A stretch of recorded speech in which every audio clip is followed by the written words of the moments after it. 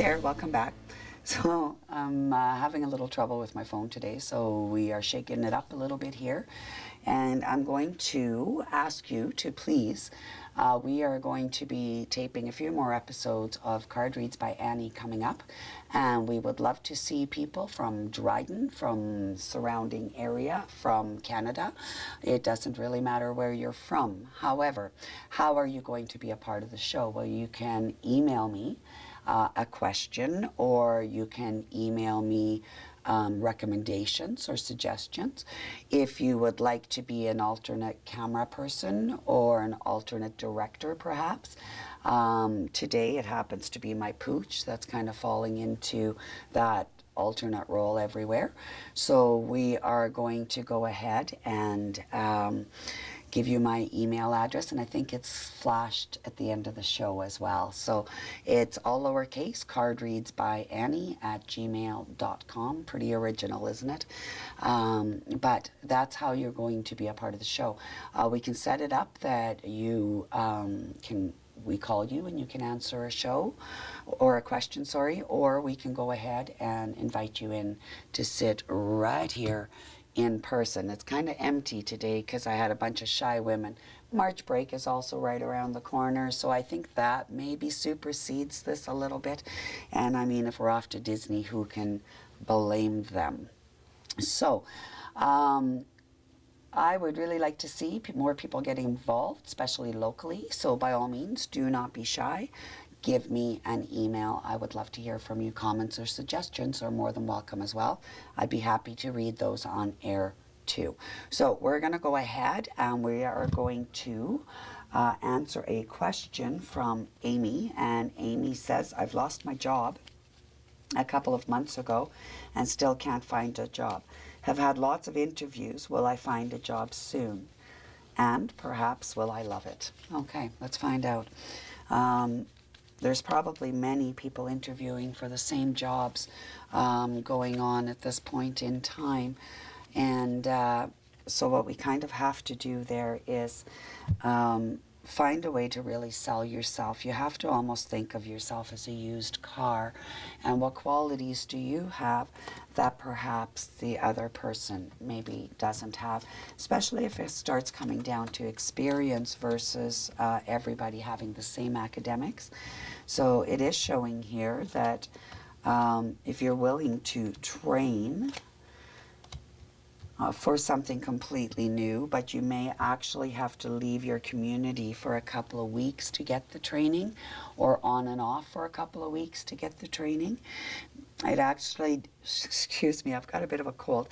It actually does show that you could perhaps be in a whole new position, I would say within 2 to 3 months, especially if you're willing to do some travel for training, or perhaps even look at a move.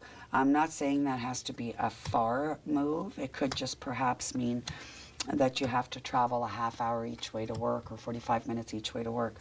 It really depends on how far we want to go. But it is showing here, oh, this is nice. You actually have somebody coming in. We've done a few questions and nobody's come through, but for you, there's actually a young man who comes through with gifts of knowledge, a young man who's passed away. Perhaps you knew him in high school, or perhaps you knew him right out of high school, but he was quite young when he passed away.